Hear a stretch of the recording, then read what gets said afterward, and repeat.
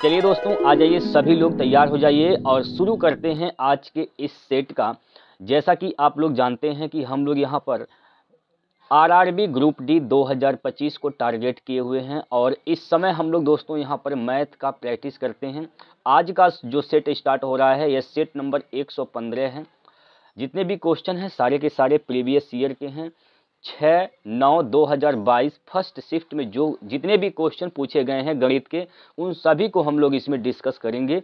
यहाँ पर देख सकते हैं आप लोग, रुक्मिणी प्रकाशन का जो किताब आता है सारे के सारे उसी किताब से लिया गया है और यहाँ पर जितने भी क्वेश्चन हैं सारे के सारे इसी किताब से लिए गए हैं। वॉल्यूम 2 का जो क्वेश्चन है वही यहाँ पर हम लोग प्रैक्टिस करने वाले हैं। दोस्तों, प्रैक्टिस करना बहुत इंपॉर्टेंट है और खासकर प्रीवियस ईयर क्वेश्चन का, ठीक है।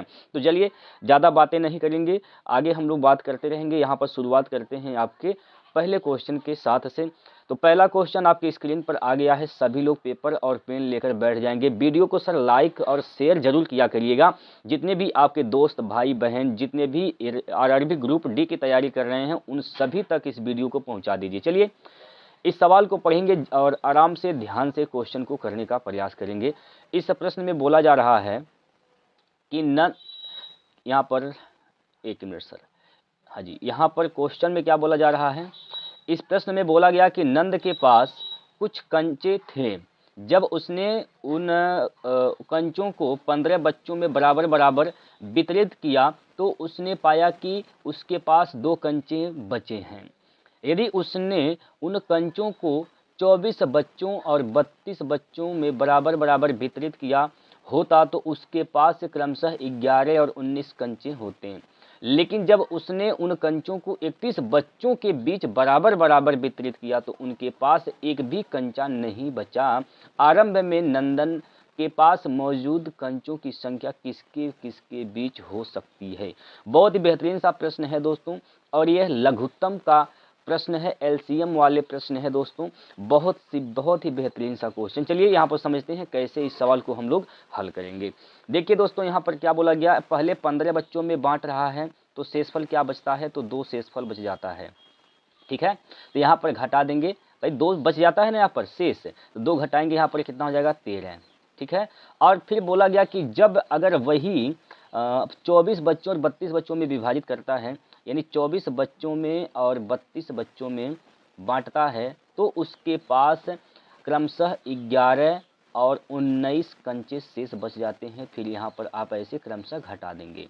जब घटाएंगे दोस्तों तो यहाँ पर देखिए, यहाँ भी 13 आया है, यहाँ भी 13 ही आएगा, यहाँ भी 13 ही आएगा, ठीक है। यानी क्या हो रहा है, यहाँ पर एलसीएम सेम आ रहा है, एलसीएम सेम आ रहा है। और यहाँ बोला जब 31 बच्चों के बीच बराबर बराबर वितरित किया जाता है तो उसके पास एक भी कंचा नहीं बचा था। तो आरंभ में नंदन के पास मौजूद कंचों की संख्या किसके किसके बीच हो सकती है, ये पूछा गया है। तो आपको करना क्या है, यहाँ पर 15, 24, 32 का निकाल देना है एलसीएम। तो इसका जो एलसीएम आएगा, इसका एलसीएम कितना आ जाएगा, ध्यान से समझेंगे एलसीएम कैसे निकाला जाता है। यहाँ पर आप 32 को ही एलसीएम मान लेंगे दोस्तों। 32 मान लेते हैं कि हमारा यहाँ पर एलसीएम है 32, ठीक है। एलसीएम को 32 मान लेते हैं, लेकिन वास्तव में 32 नहीं है, 32 का काम खत्म हो गया। आइए 24 पर, 8 तिया 24, 32 में 8 है लेकिन 3 की कमी है, यहाँ पर 3 से गुना कर देंगे, 24 का भी काम खत्म हो गया। 15 पाएंगे, 5 तिया 15, इसमें 3 है लेकिन 5 की कमी है, 5 से यहाँ पर गुना कर देंगे।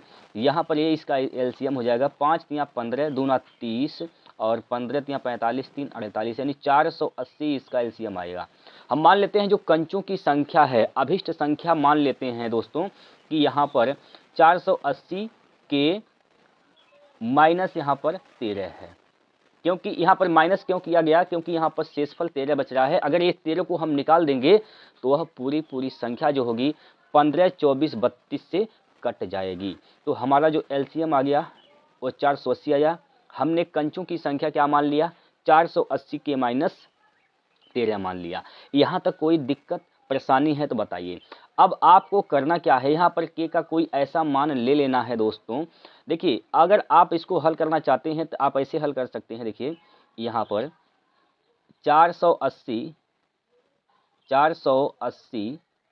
के माइनस का 13, अब यहाँ पर दोस्तों बोला गया कि जब हम 31 बच्चों में विभाजित करते हैं एक भी कंचा शेष नहीं बचता है तो 31 से भाग कर देंगे दोस्तों, 31 से भाग कर दीजिए यहाँ पर।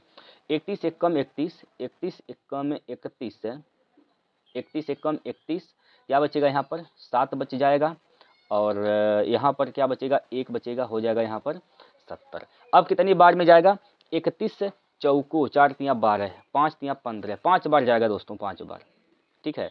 तो 5 एक कम 5, 5 तिया 15 हो जाएगा, यानी 155 हो जाएगा। यहाँ से घटाएंगे तो यहाँ पर क्या बचेगा 5 और यहाँ पर क्या बचेगा 6, 6 में से 5 गया तो 1 बचेगा, यानी 15 के माइनस का 13 हो रहा है। यहाँ पर के का मान ऐसा ले लेना है कि अगर आप यहाँ पर रख दें तो 31 से पूरा पूरा कट जाए। अगर के का मान एक अपने मन से ले सकते हैं, के का मान अगर 1 लिखेंगे तो यहाँ पर 15 कम 15 घटाएंगे तो 13 घटाएंगे तो 2 बचेगा। अगर 2 रखेंगे 30 में से 13 घटाएंगे तब पर भी 31 नहीं आएगा। 3 रखेंगे, 4 रखेंगे, 5 रख के चेक करिए दोस्तों, 5 रखेंगे तो यहाँ पर क्या आ जाएगा 15 5 75, यानी 750 हो जाएगा। और 750 में से जब आप 13 घटा देंगे तो क्या बचेगा यहाँ पर 7, और यहाँ से क्या बचेगा, यहाँ से 4 में से 1 गया तो 3 बचेगा, यहाँ से 7 बचेगा। अब कितनी बार में जाएगा बताइए। सॉरी दोस्तों, यहाँ पर 15 जब यहाँ पर जब 5 लिखेंगे तो 15 का गुना 5 में करेंगे तो 75 होगा, माफ़ कीजिएगा, यहाँ पर हमने 750 लिख दिया, ओह गलती हो गया यहाँ पर दोस्तों, इसको आप सुधार कर लेंगे। यहाँ पर क्या हो जाएगा, तो 75 में से 13 घटाएंगे तो क्या बचेगा 62 बचेगा। क्या बचेगा सर यहाँ पर 62 बचेगा, ठीक है, क्या बचेगा 62 बचेगा। 31 दूना 62, यानी 2 बार में चला जाएगा दोस्तों, यहाँ पर 2 बार में चला जाएगा, पूरा पूरा कट जाएगा। यानी आपको के का मान कितना लेना पड़ेगा 5 लेना पड़ेगा। तो यहाँ पर के का मान 5 रख देंगे, के का मान अगर 5 रखेंगे तो क्या हो जाएगा 0, और 5 और 40 की 0 हासिल का 4, 5 को 20, 4 24, 2400 में से 13 घटा देना है तो कितना बचेगा यहाँ पर 7, 9 में से 1 गया तो 8, यहाँ से 3, यहाँ से 2, यानी 2387 आएगा वह संख्या जो 15 24 32 से पूरा पूरा कट जाएगी।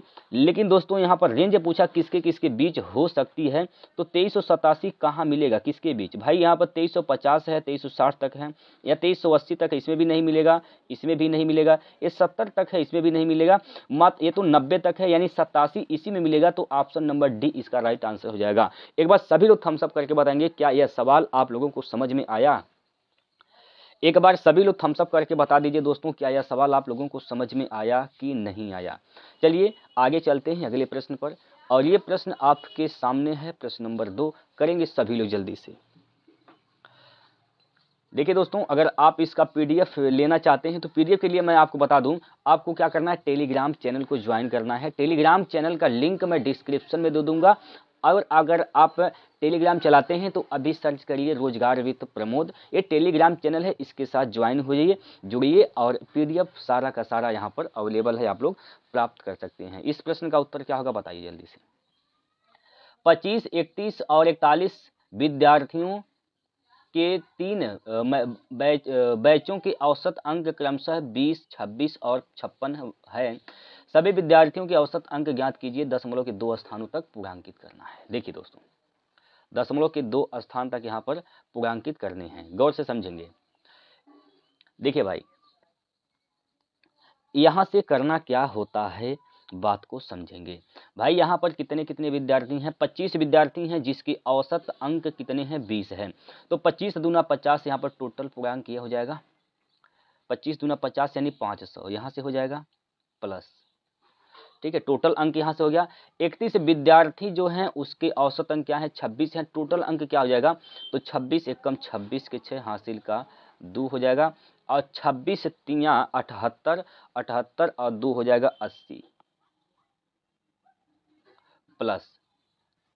फिर यहाँ पर 41 विद्यार्थी ऐसे हैं जिनके औसत अंक कितने हैं 56 है, तो 41 गुना 56 कर देंगे, यहाँ पर क्या हो जाएगा भाई, 41 का गुना 56 में करना है, गौर से समझेंगे। 41 गुना 56, तो 6 कम 6, 6 चौको 24 इधर हो गया, अब 5 एक कम 5, 24 5 29 के 9 हासिल का हो जाएगा यहाँ पर 2, 5 चौको 20 2 22, यानी 2296 हो जाएगा, 2296, 2296 यहाँ पर आ गया। अब यहाँ पर टोटल कितने संख्याएं हैं भाई, कितने विद्यार्थी टोटल हैं, 25, 31 और 41। यहाँ से कितना हो जाएगा, 5, 6, 1, 7 यहाँ से हो गया, और 2, 3, 5, 4, 9 यानी 97 हो गया। जोड़ेंगे इस सभी को, 6, 6, 12 के 2 हासिल का 1, हासिल का 1, 9, 1, 10 के 0 हासिल का 1, और यहाँ से 2, 8, 10, 5, 15, 1, 16 के 6 हासिल का 1, 2, 1, 3 हो जाएगा। यहाँ पर इसको भाग करना है किससे, 97 से। तो 97 से भाग कर दीजिए। यहाँ पर कितनी बार चला जाएगा, 97 से भाग करेंगे तो 3 बार, शुरुआत में 3 है तो 3 बार तो जेबे करेगा। यहाँ पर देखिए 3, 7, 21 हासिल का 2, और 3, 9, 27, 2, 29, 3, 9, 27, 2, 29। ठीक है, तो यहाँ से 9 बचेगा, और 15 में से 6 गया, 9 गया तो क्या बचेगा, 6 बचेगा।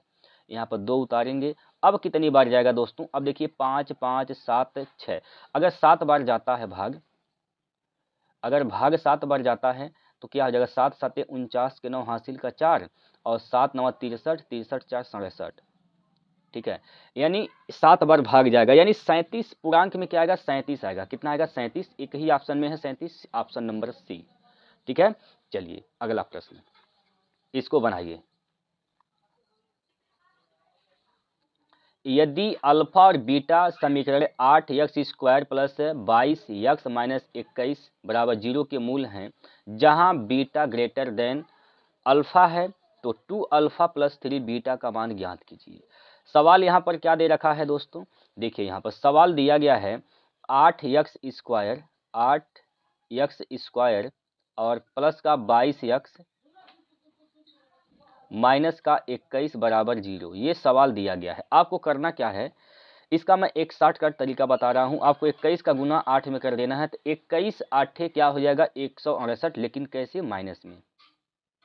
ठीक है, माइनस 168 आ जाएगा। ठीक है, 21 8 168 माइनस में आएगा। आपको 168 को ऐसे दो भाग में तोड़ देना है कि अगर गुना कर दे दोनों पार्ट को तो माइनस का 168 है, अगर घटा दें, यहाँ पर अगर माइनस का साइन है दोस्तों याद रखिएगा, अगर यहाँ पर माइनस का साइन है तो यहाँ पर 22 घटाने के बाद ही आएगा, जोड़ने के बाद नहीं आएगा।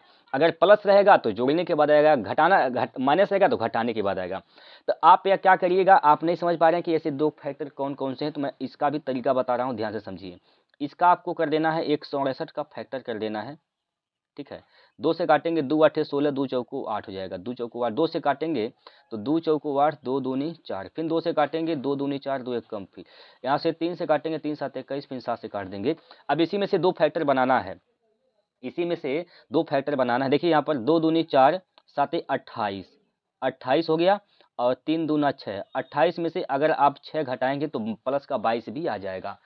ठीक है, प्लस का 22, यानी इसके दो फैक्टर बन गए, कौन कौन, इसके दो फैक्टर बन गए, क्या चीज़, 28 और 6, 28 और 6 बन गए, 28 और 6 बन गए इसके दो फैक्टर। बात क्लियर है, 28 और 6। ठीक है, तो यहाँ पर लिखा जाएगा माइनस का 6। हमें क्या करना है, हमें यहाँ पर प्लस का क्या लेना है दोस्तों, हमें प्लस का 22 लाना है यहाँ पर ना। तो यहाँ पर क्या करिए, माइनस का 6 रखेंगे और यहाँ पर 28 रखेंगे। ठीक है, कोई दिक्कत, यहाँ पर कोई दिक्कत नहीं है। गुना करेंगे तो माइनस 168, और जोड़ेंगे, अगर आप इसको यहाँ पर घटाते हैं या जोड़ते हैं तो जोड़ेंगे तो यहाँ पर क्या हो जाएगा, यहाँ पर क्या होगा भाई, प्लस का 22 आ जाएगा। ठीक है, यहाँ तक कोई दिक्कत नहीं है। इसके बाद अगला स्टेप में आपको क्या करना है, जो यहाँ पर x² का गुणांक है इसी से भाग कर देना है, 8 से भाग कर देना है, दोनों में 8 से भाग कर देंगे। फिर अगला स्टेप इसमें क्या फॉलो करना है, ध्यान से समझिएगा, ये जो साइन है इसको बदल देना है, प्लस वाले को माइनस, माइनस वाले को प्लस कर देना है। ठीक है, अगर आप इसको काट के छोटा भी करते हैं, 2 से 2 3 6, 2 चौको 8 हो जाएगा। इसको आप काटते हैं 4 से तो 4 दूनी 8, और यहाँ पर या फिर आप इसको 2 से ही काटिए, 2 चौको 8 हो जाएगा यहाँ पर, और 2 से काटेंगे 14 दूनी 28 हो जाएगा। ठीक है, कोई दिक्कत, यहाँ पर कोई दिक्कत नहीं होगा। इसमें बोला गया है कि बीटा जो है अल्फा से बड़ा है, बीटा जो है अल्फा से बड़ा है। तो ये तो यहाँ पर 3/4 आ रहा है, और ये क्या आया, माइनस का 14 यहाँ पर 4 आया, 14/4। ठीक है, अब अल्फा बड़ा है, सॉरी अल्फा छोटा है बीटा से, तो ये माइनस में तो छोटा है, इसका मतलब ये अल्फा है और ये क्या है, तो ये बीटा है। कोई दिक्कत यहाँ पर बोलिए, कोई दिक्कत नहीं। यहाँ पर आपको इसका मान बताना है 2 इंटू अल्फ़ा, तो अल्फ़ा का मान क्या रखेंगे यहाँ पर, माइनस का 14/4 रखेंगे, माइनस का 14/4, तो 14 दूनी 28 यहाँ पर हो जाएगा, माइनस का 28/4, माइनस का यहाँ पर 28 बट्टे यहाँ पर क्या हो जाएगा, 4 हो जाएगा, और प्लस 3 बीटा, तो 3 3 9/4 हो जाएगा यहाँ पर।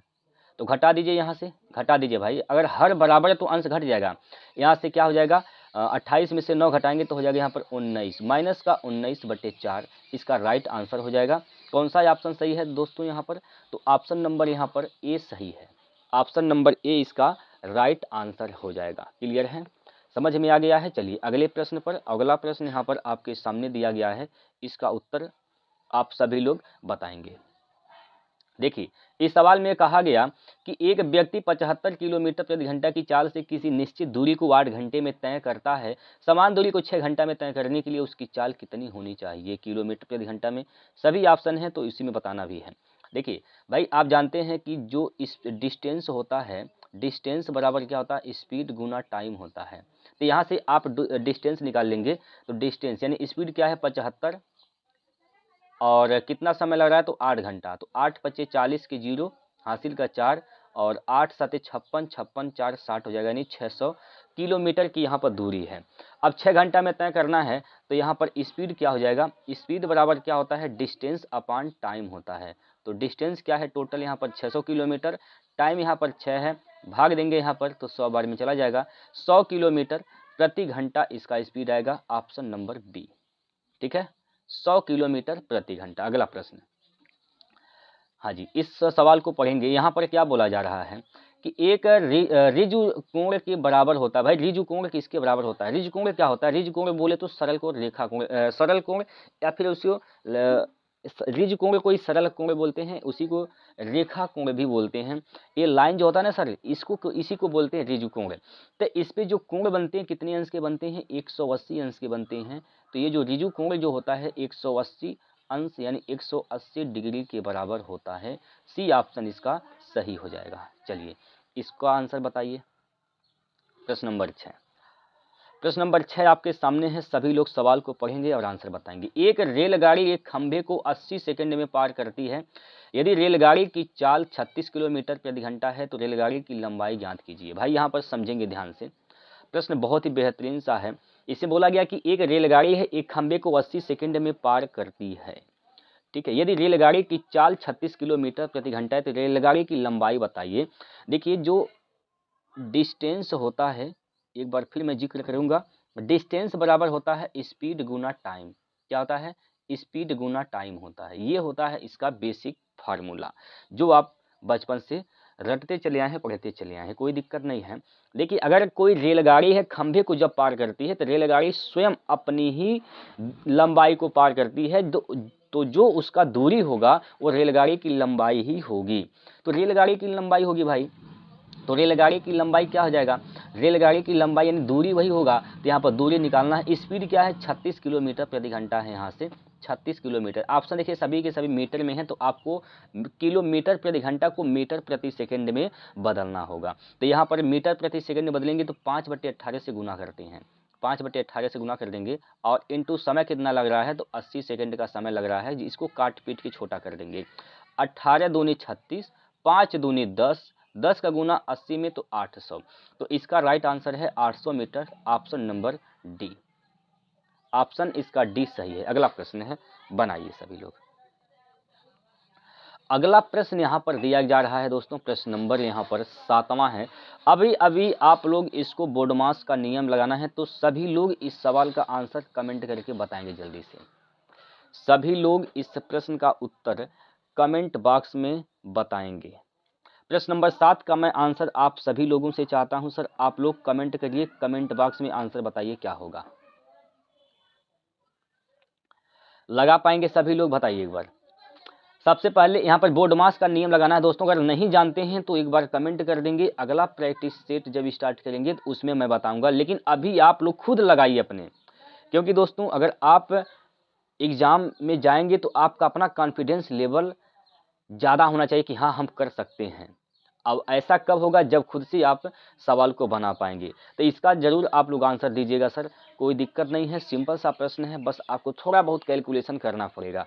आइए अगले प्रश्न पर। और अगला प्रश्न जो है, एक आयताकार मैदान की भुजाओं की लंबाइयाँ 77 मीटर और 50 मीटर हैं। भाई आयताकार मैदान जिसकी भुजाओं की लंबाइयाँ यहाँ पर 77 मीटर और 50 मीटर दिया जा रहा है, इसका क्षेत्रफल एक वृत्ताकार मैदान के क्षेत्रफल के बराबर है। तो वृत्ताकार मैदान की परिधि ज्ञात कीजिए, पाई का मान 22/7 लेना है। अच्छा, यहाँ पर 22/7 लेना है, तो यानी ऑप्शन 11 से कटेगा। सभी के सभी ऑप्शन लगभग 11 से कट ही रहे हैं, सभी ऑप्शन 11 से कट रहे हैं, तो हम लोग यहाँ से 11 से काट कर आंसर नहीं बता सकते हैं, तो इसको हम लोग लगाएंगे ही। अब लगाएंगे तो कैसे लगाएंगे समझिएगा। जो आयताकार मैदान है उसकी भुजाएं 77 मीटर 50 मीटर हैं, इसका जो क्षेत्रफल है वृत्ताकार मैदान के क्षेत्रफल के बराबर होगा। भाई वृत्त का क्षेत्रफल क्या होता है, पाई आर स्क्वायर होता है, पाई आर स्क्वायर होता है। इसका जो क्षेत्रफल है आयत के क्षेत्रफल के बराबर है, L इंटू बी के बराबर हो जाएगा। क्लियर, यहाँ पर कोई डाउट नहीं। पाई का मान क्या है, 22/7, ठीक है, पाई का मान 22/7 इंटू आर का मान, यहाँ पर त्रिज्या ही आपको निकालना है, और बराबर L क्या है 77 है, B क्या है तो 50 है, ठीक है। यहाँ से देखिए 11 से काटेंगे 11 दूना 22, 11 से काटेंगे 11 7 77, 2 से काटेंगे 25 दूना 50, कट गया। हमें R का मान निकालना है, तो R का मान निकालेंगे, अंडर रूट में क्या हो जाएगा यहाँ पर 7, ये 7 यहाँ पर चला जाएगा इधर, तो यहाँ पर 7 का गुना हो जाएगा, 7 गुना यहाँ पर 25, ठीक है। 7 7 2 बार है, एक 7 बाहर निकल जाएगा, 25 का वर्गमूल यहाँ पर 5 होगा, 7 पंजे 35। तो इसका जो त्रिज्या आ गया सर, यहाँ पर त्रिज्या कितना आ गया, यहाँ पर 35 आ गया। अगर त्रिज्या 35 है तो इसकी परिधि क्या होती है, वृत्त की परिधि की फार्मूला क्या होता है, 2 पाई आर होता है। 2 पाई का मान 22/7, आर का मान यहाँ पर क्या है 35 है, आर का मान क्या है सर 35 है। 7 5 35, 5 दूनी 10, 10 का गुना 22 में करेंगे तो 220, तो 220 इसका परिधि आ जाएगा। Option number B, option number B इसका राइट आंसर है। चलिए अगला प्रश्न लगाइए सभी लोग। एक दुकानदार समान अंकित मूल्य वाले खिलौनों पर निम्न योजनाओं की पेशकश करता है। किसी भी संख्या में खरीदे गए खिलौनों पर 12 और 15% की क्रमिक छूट। दूसरा इसका योजना है, किसी भी संख्या में खरीदे गए खिलौनों पर 15%, 10% और 2% की क्रमिक छूट। तीसरा योजना है, पहले 3 खिलौने पर 40% की छूट और इसके बाद के प्रत्येक खिलौने पर 15% की छूट। चौथा योजना है कि 10 खिलौने खरीदने पर 2 खिलौने मुफ्त। तो यहाँ पर छूट निकाल लेंगे, कितने का यहाँ पर छूट मिल रहा है चारों कंडीशन से। तो पहले कंडीशन से यहाँ पर सक्सेसिव लगाएंगे, तो पहले कंडीशन से यहाँ पर कितना हो जाएगा भाई, 12-15 का सक्सेसिव क्या हो जाएगा यहाँ पर 25.2 हो जाएगा, 25.2% यहाँ से छूट मिल रहा है। दूसरे कंडीशन से यहाँ पर निकालेंगे हम लोग। यहाँ पर क्वेश्चन ये बोला गया है ना, एक महिला ग्राहक 10 खिलौने खरीदना चाहती है, उपरोक्त में से कौन सी योजना उसके लिए सर्वाधिक लाभकारी है। तो यहाँ पर आप छूट निकालेंगे सक्सेसिव मेथड से। तो यहाँ पर दूसरी योजना से कितना यहाँ पर छूट आएगा भाई, 15, 10 और 2 का सक्सेसिव लगाएंगे, तीनों में लगाना है, तो पहले 2 में लगाएंगे, फिर उसके बाद जो आएगा फिर यहाँ पर 2 में लगा देंगे। पहले 15 और 10 में लगाएंगे, यहाँ से जो आएगा उसी में अब 2 का लगा देंगे, ठीक है। तो यहाँ पर आ जाएगा 23.5 यानी 23.5%, 23.5%। तीसरा वाले कंडीशन से यहाँ पर देखेंगे, तीसरा वाले कंडीशन से, तो तीसरा वाले कंडीशन से भाई अभिष्ट एकल जो छूट आएगा ना, यहाँ पर 40 खिलौने 40% का छूट, 3 खिलौने पर 4 तियाँ 12 यानी 120 यहाँ पर हो गया, और 15 7 105 क्योंकि 7 खिलौने बचे हैं, और 7 खिलौनों पर 15% की छूट, 15 7 105 दोनों जोड़ेंगे तो यहाँ पर 225 हो जाएगा, 225, ठीक है। 10 खिलौने हैं, 10 से भाग कर देंगे, यहाँ पर एकल छूट यहाँ पर क्या आ जाएगा, तो 22.5 आ जाएगा, 22.5, ठीक है। चौथा कंडीशन यहाँ पर क्या बोला गया कि आप 10 खिलौने खरीदते हैं तो 2 खिलौने आपको मुफ्त मिलते हैं। दुकानदार ने यहाँ पर कितने छूट दिए सर, यहाँ पर 2 खिलौने तो छूट दिए। एक खिलौने का दाम अगर 1 रुपये, 2 खिलौने का दाम 2 रुपये हैं, लेकिन दुकानदार के दुकान से कितने रुपए के खिलौने गए हैं, तो 12 रुपए के, ये छूट हो गया, गुना 100।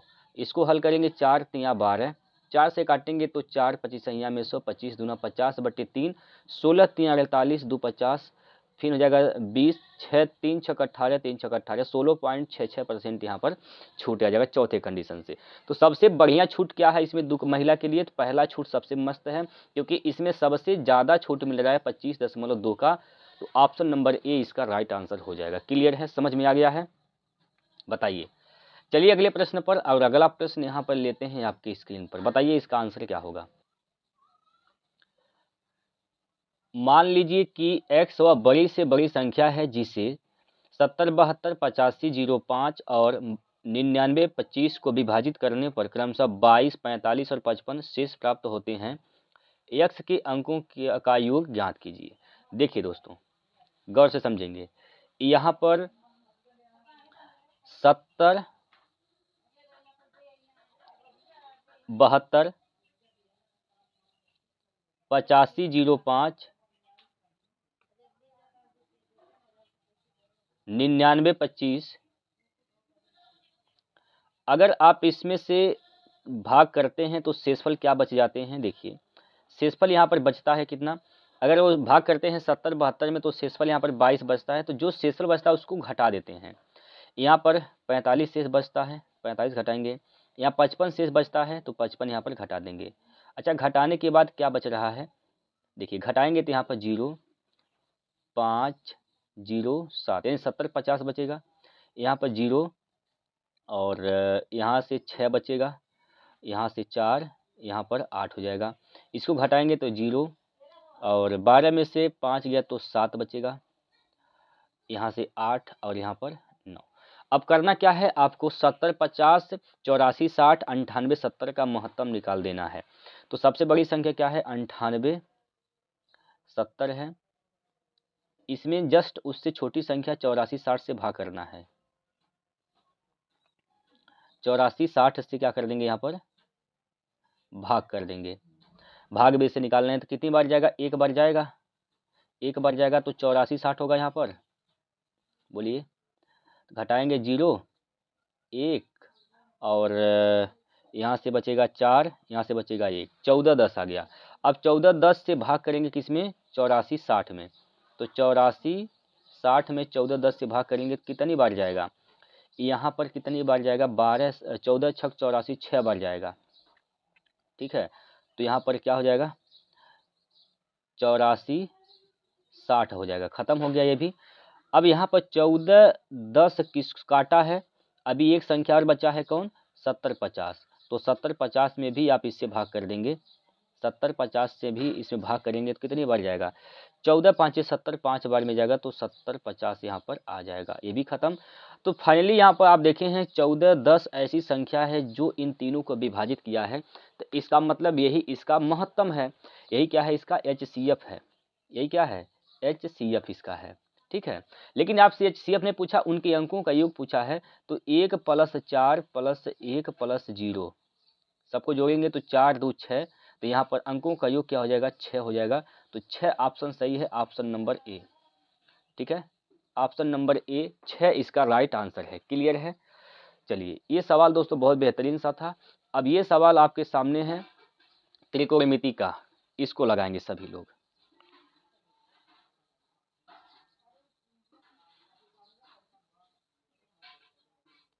देखिए भाई, यहाँ पर sin a + cos a का whole square plus cos a plus sec a का होल स्क्वायर का मान बताना है। ठीक है, चलिए बहुत बेहतरीन सा प्रश्न है, करके देखते हैं क्या होगा इसका राइट आंसर। यहाँ पर दोस्तों हम बताते हैं इसको वैल्यू पुटिंग मेथड से। आपको करना क्या है, साइन ए की जगह यानी थीटा है, मान लीजिए ए क्या है, थीटा है, तो ए का मान कोई रख लीजिए, यहाँ पर 30 अंश, 0 रख सकते हैं, 30 रख सकते हैं, लेकिन मैं कहूँगा आप 30 अंश रखिए।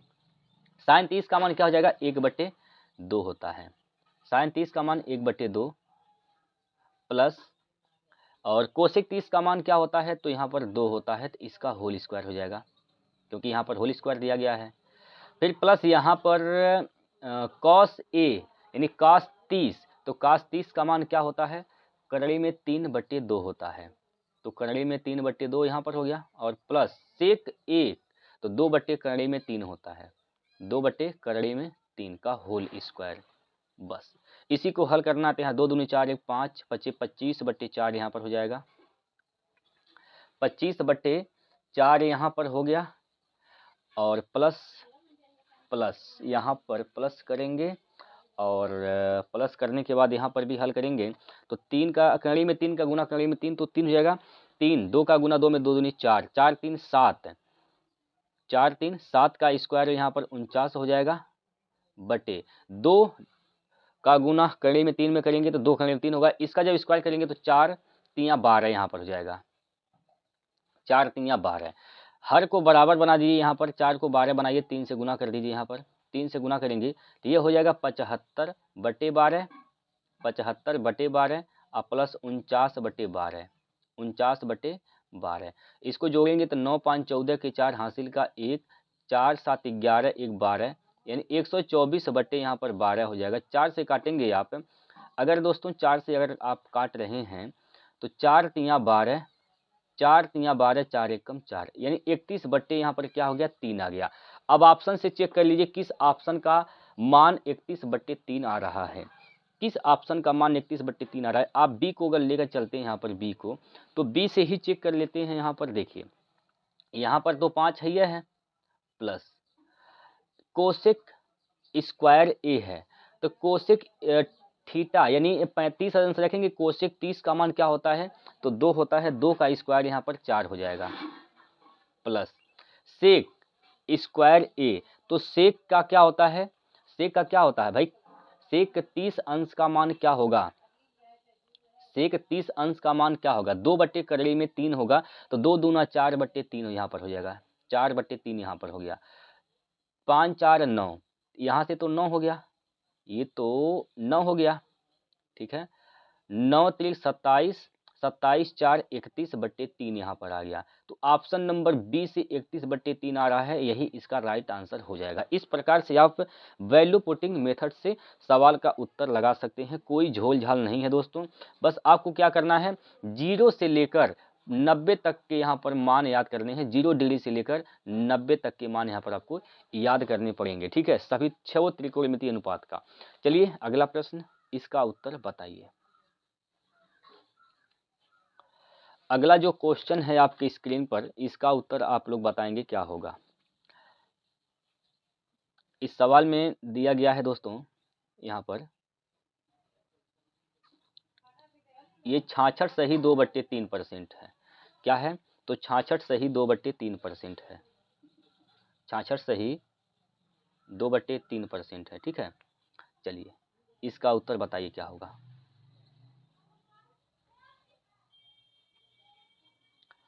इसमें बोला गया कि एक बिक्री के दौरान 66 सही 2/3% माल को 26% लाभ पर बेचा जाता है, शेष माल के 25% भाग को 20% लाभ पर बेचा जाता है, और इसके बाद शेष बचे माल को 40% की हानि पर बेचा जाता है।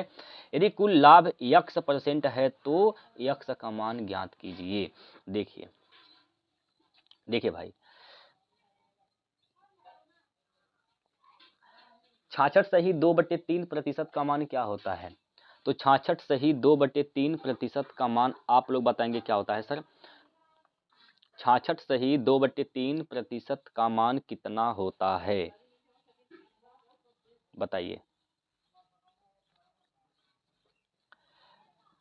66 सही 2/3% का मान होता है 2/3, क्या होता है, 2/3 होता है, 2/3 होता है। इसका मतलब यह हुआ कि एक बिक्री के दौरान 66 सही 2/3% माल को, यानी टोटल माल क्या है, 3 है, तो इसको हम 300 बना लेते हैं, अनुपात ले लेते हैं, यहाँ पर अनुपात ही ले लेते हैं। यहाँ पर ये 300 पहले 300 था, इसमें से 200 ऐसे हैं जो कि बेचे गए हैं किस पर, 26% के लाभ पर, यानी यहाँ पर 200 का 26% निकाल दीजिए, लाभ यानी 126%,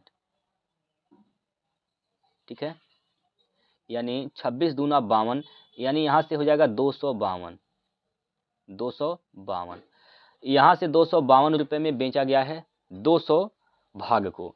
और बोला गया है यहाँ पर शेष माल को 25%, शेष माल के 25% भाग पर, भाई 300 टोटल भाग था जिसमें से 200 बिक गया, बचा कितना शेष 100।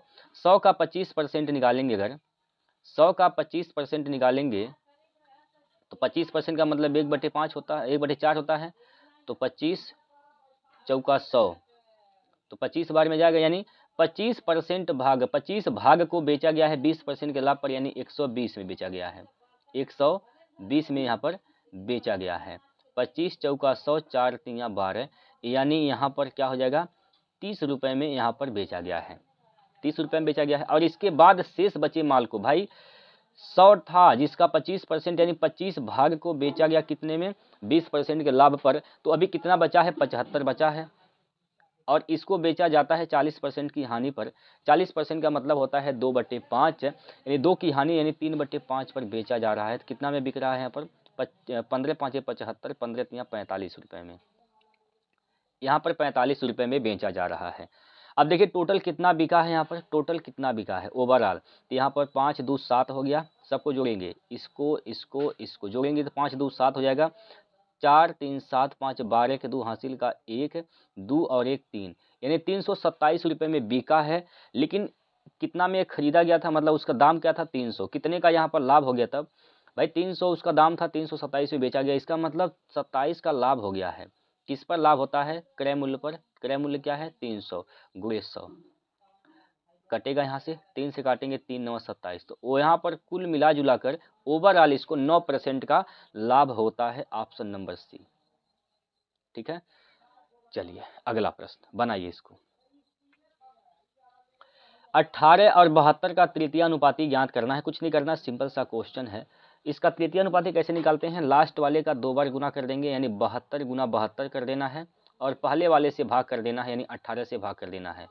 18 1 18, 18 चौक 72, 4 दूनी 8, 4 सत्ते 28, यानी 200 हो जाएगा यहाँ पर 28, 228 इसका तृतीय अनुपाती हो जाएगा दोस्तों, ऑप्शन नंबर सी।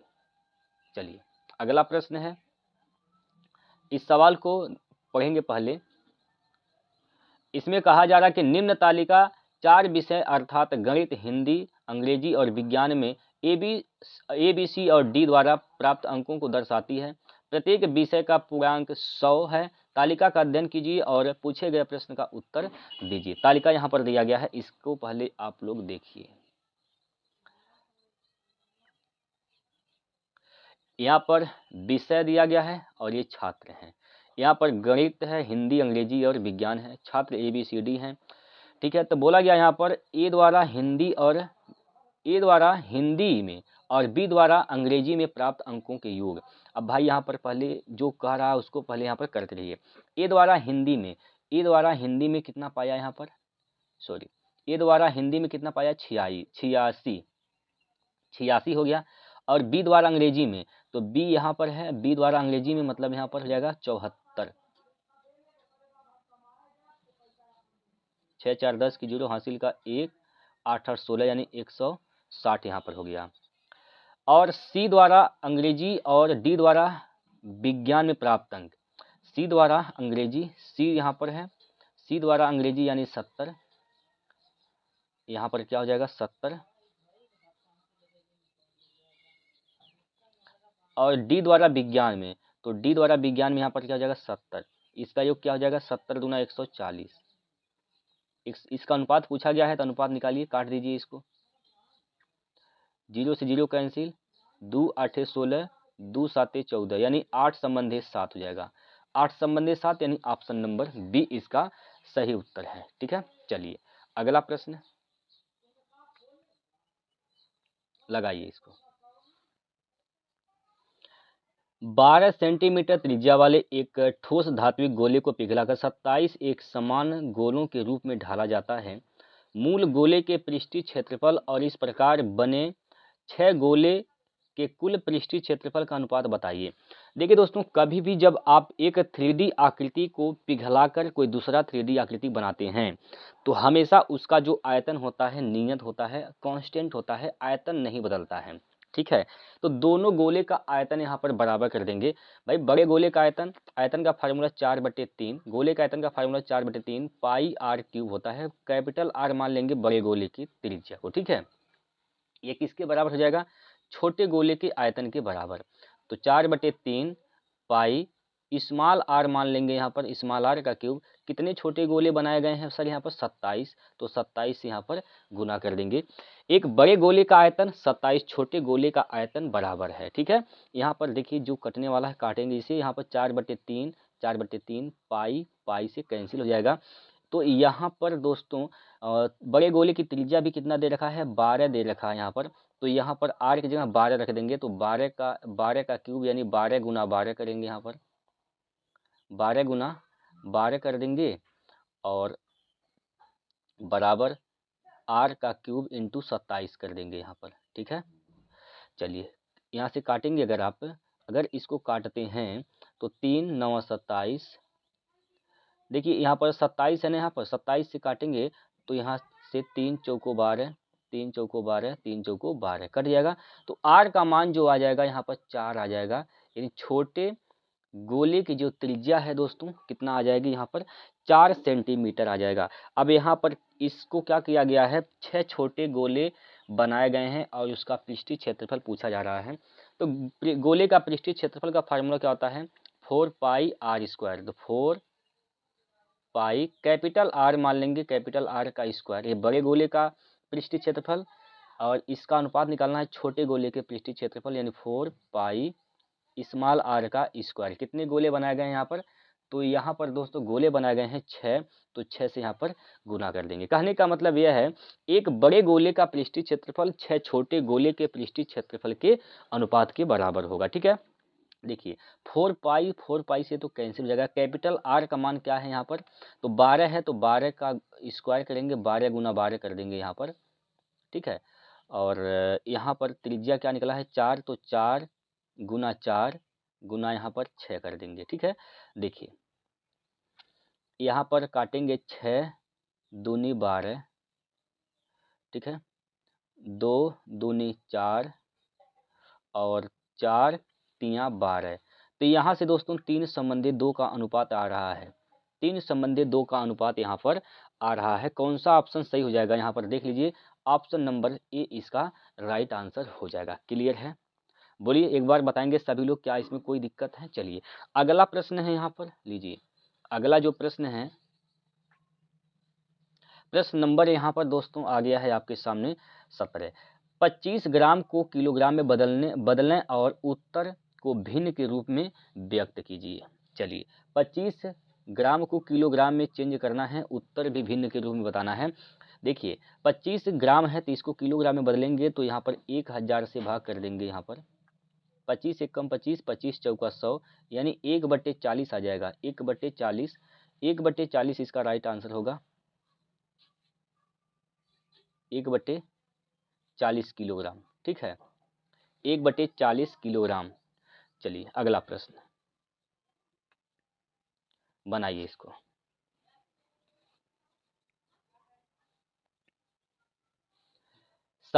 संपर्क क्रांति एक्सप्रेस 14:30 पर 75 किलोमीटर प्रति घंटे की चाल से दिल्ली से चेन्नई के लिए रवाना हुई, जबकि राजधानी एक्सप्रेस उसी दिन 16:30 उसी मार्ग में 90 किलोमीटर प्रति घंटे की गति से दिल्ली से चेन्नई के लिए रवाना हुई। दिल्ली से कितनी दूरी पर दोनों रेलगाड़ियां एक दूसरे से मिलेंगी। ये वो वाले प्रश्न है दोस्तों जो चोर और सिपाही वाले बनते हैं, वही कैटेगरी का ये भी प्रश्न है। देखिए यहाँ पर ये दिल्ली है और ये क्या है, चेन्नई है, दिल्ली और चेन्नई। यहाँ से संपर्क क्रांति एक्सप्रेस रवाना होती है इधर, और ये कितने की स्पीड से चलती है, तो 75 किलोमीटर प्रति घंटा के स्पीड से रवाना हो रही है, ठीक है।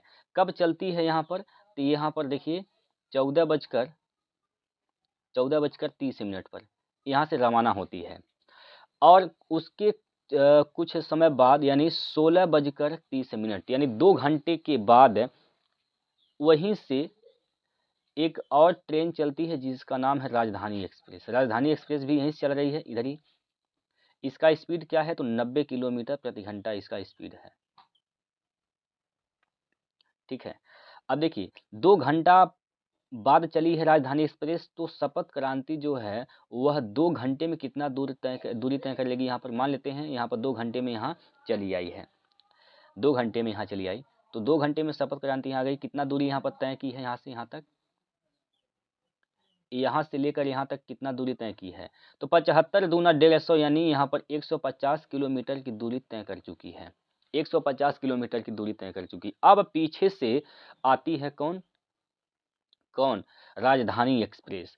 तो यहाँ पर दोनों एक ही दिशा में चल रही हैं, तो यहाँ पर सापेक्ष चाल, यहाँ से टाइम निकालेंगे, टाइम निकालने के लिए क्या करेंगे, सापेक्ष चाल घटता है, तो 150/90 और 75 का अंतर क्या हो जाएगा, 15। तो यहाँ से कितना समय लगेगा, 10 घंटे का समय लगेगा। 10 घंटे में अगर ये पूछा होता कि बताइए राजधानी एक्सप्रेस शपथ क्रांति को कितने घंटे में पकड़ लेगी, तो यहाँ पर 10 घंटे में पकड़ लेगी। कितने घंटे में, 10 घंटे में। लेकिन ये नहीं पूछा, ये पूछा है कि राजधानी एक्सप्रेस कितने दूरी में उसको पकड़ लेगी, कितना दूरी में उसको उसके बराबर में आ जाएगी, तो ये आपसे पूछा गया है।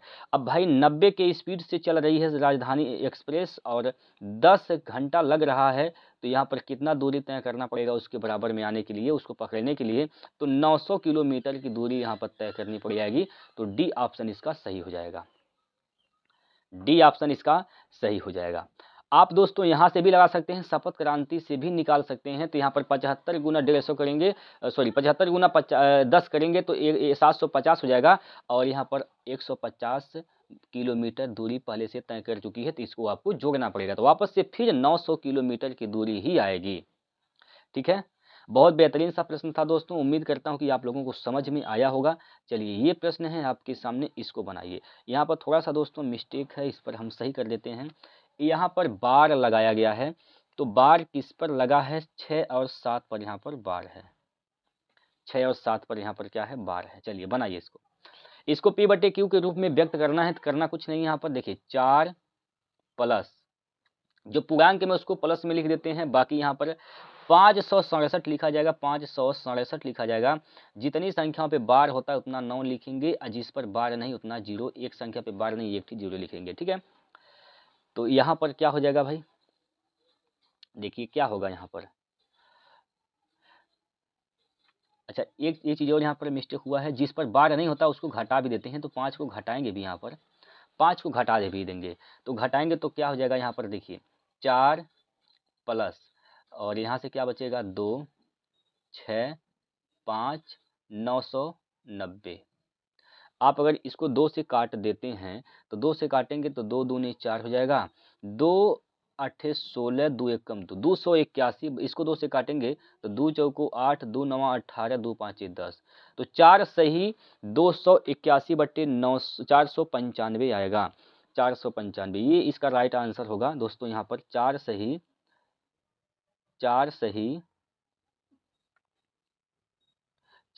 281 बटे में 495, ये इसका राइट आंसर है। ठीक है, चलिए अगला प्रश्न, इस सवाल को लगाइए। 7500 की धनराशि साधारण ब्याज की किस वार्षिक दर पर 7 वर्षों में 9250 रुपये हो जाएगी। आपको रेट निकालना है। यहाँ पर देखिए मूलधन दिया गया है, मूलधन कितना दिया है, 7500। ब्याज कितना हो जाएगा यहाँ पर भाई, 9250 हो रहा है, तो घटा दीजिए, 9250 में से 7500 घटा देंगे। यहाँ पर 7500 घटाएंगे तो क्या बचेगा, 0 5, और 12 में से 5 गया तो 7, और 8 में से 7 गया तो 1 बचेगा, यानी ब्याज कितना मिला, 1750 रुपये। ठीक है, और सिंपल सा फार्मूला भी आप जानते हैं, SI बराबर होता है PRT/100, PRT/100 होता है। ठीक है, साधारण ब्याज क्या है, 1750 है, मूलधन क्या है, 7500 है, 7500 यहाँ पर मूलधन है। R का मान निकालना है, T का मान यहाँ पर 7 वर्ष दिया गया है, बट्टे क्या हो जाएगा, 100 हो जाएगा। ठीक है, दो जीरो से दो जीरो कैंसिल। अगर आप काटेंगे, आप इसको 5 से काटेंगे, 15 पाँचे 75, 5 से काटेंगे, 5 तिया 15, 2 5 पच्चे 25, जीरो। 5 से काटेंगे, 5 तिया 15, 5 से काटेंगे, 7 पाँचे 35, 7 से अगर काटेंगे यहाँ पर तो 7 से काटेंगे, 10 बार में कट जाएगा।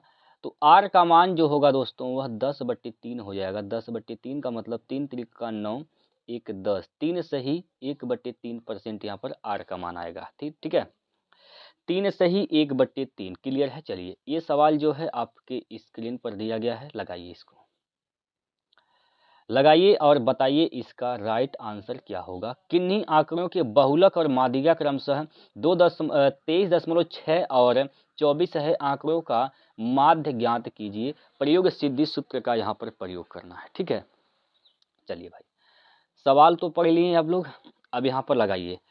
बहुलक जो होता है दोस्तों,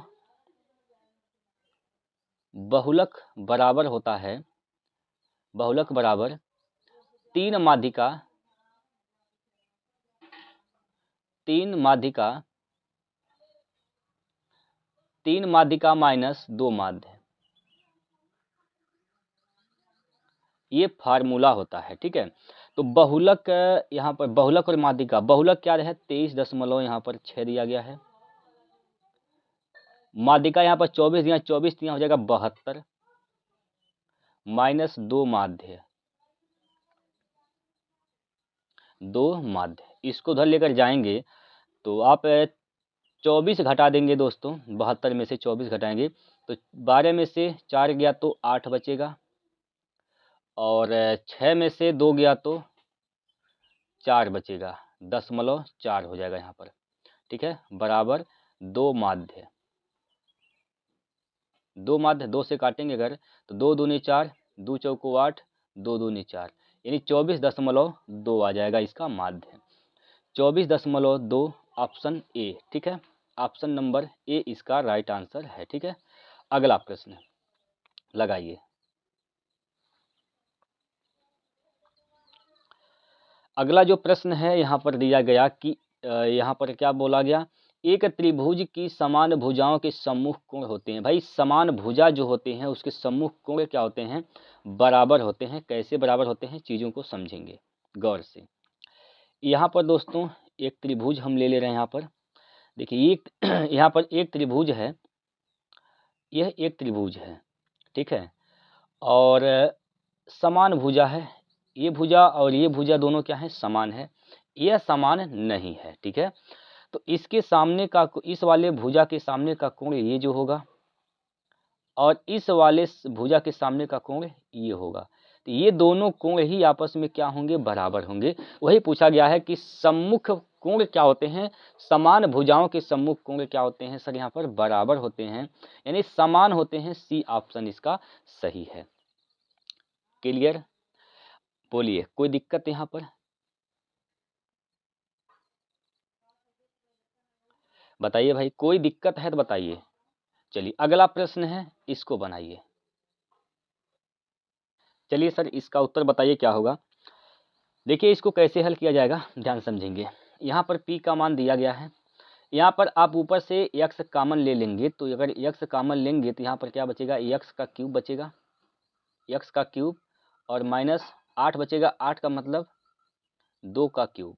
ठीक है, बटे 2x स्क्वायर प्लस का 5x माइनस 3। जब इसका गुणनखंड करेंगे, इसका फैक्टर करेंगे तो यह हो जाएगा 2x, 2x माइनस का 1, 2x माइनस 1 एक ब्रैकेट में, और एक ब्रैकेट में आएगा x प्लस का 3, x प्लस का 3 यहाँ से बन जाएगा।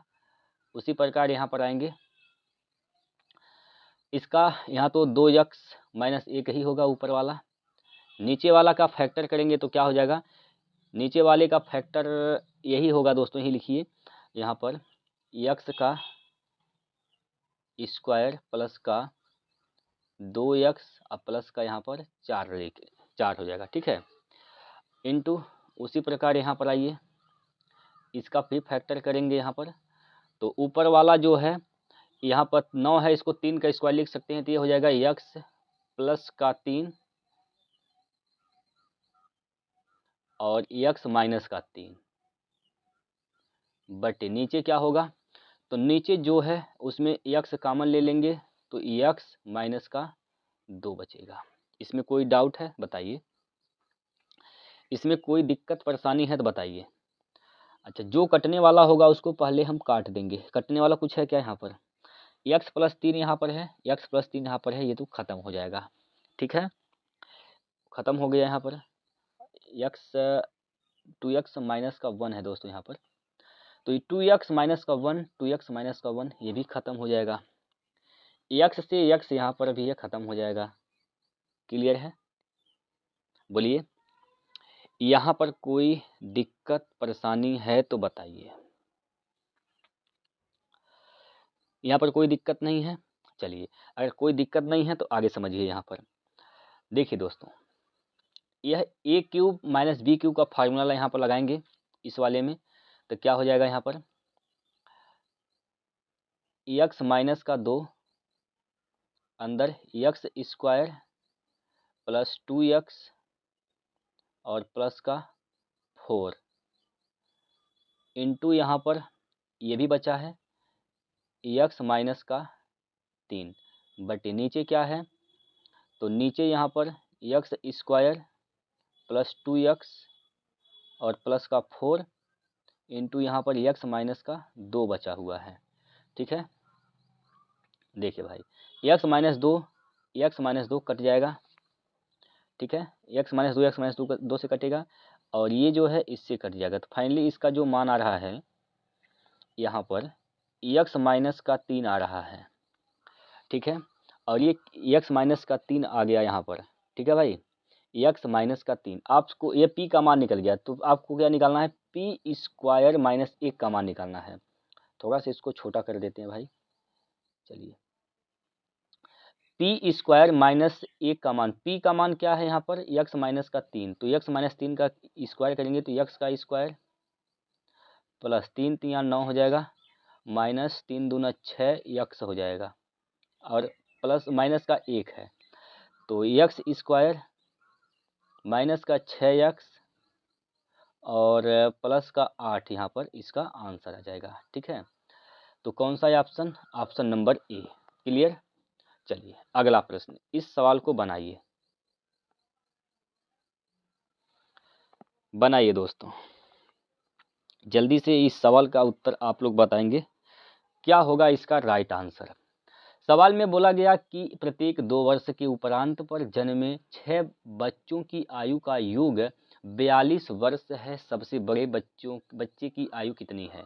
भाई 6 बच्चे हैं और हर 2 साल पर जन्मे हैं और इनका योगफल क्या है 42 है। अगर मानते हैं सबसे बड़े बच्चे की आयु अगर 19 वर्ष है, तो इससे जस्ट छोटे वाले बच्चे का आयु क्या हो जाएगा 17, इससे जस्ट छोटा वाला 15, इससे जस्ट छोटा वाला 13, इससे जस्ट छोटा वाला 11, इससे जस्ट छोटा वाला क्या हो जाएगा तो 9 हो जाएगा। इन सभी का योग 42 आना चाहिए।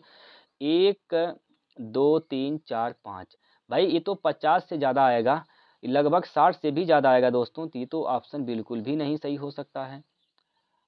15 को लेते हैं, अगर 15 तो सबसे बड़े बच्चे की अगर 15 है, 15 2 13, 13 2 कम करेंगे तो 11 9 7 5 3 3 6 हो गया।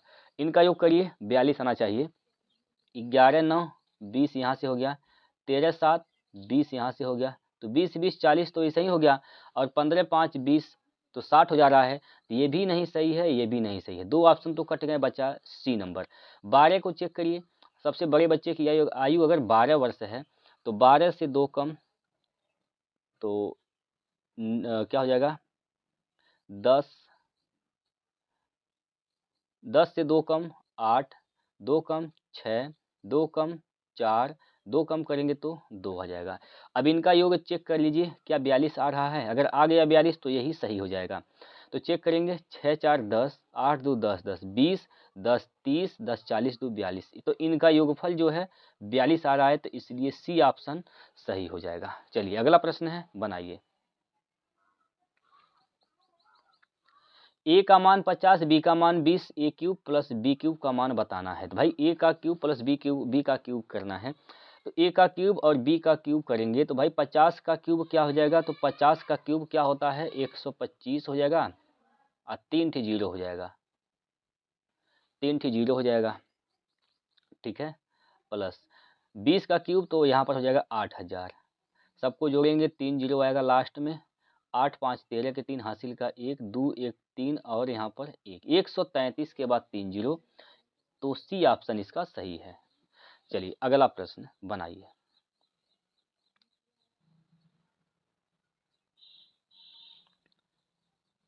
सीमा और दर्शन की आय का अनुपात 7 संबंधी 5 वे क्रमशः 12,000 और 9,000 की बचत करते हैं। यदि उनके व्यय का अनुपात 17 संबंधी 12 है तो सीमा और दर्शन का कुल व्यय ज्ञात कीजिए।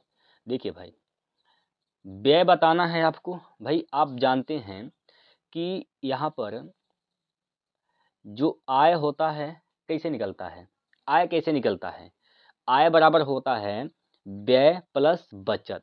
तो व्यय कितना कर रहे हैं यहाँ पर, व्यय कितना कर रहे हैं 17 संबंधी 12 के अनुपात में, तो इसको मान लेंगे हम यहाँ पर 17x व्यय कर रहे हैं।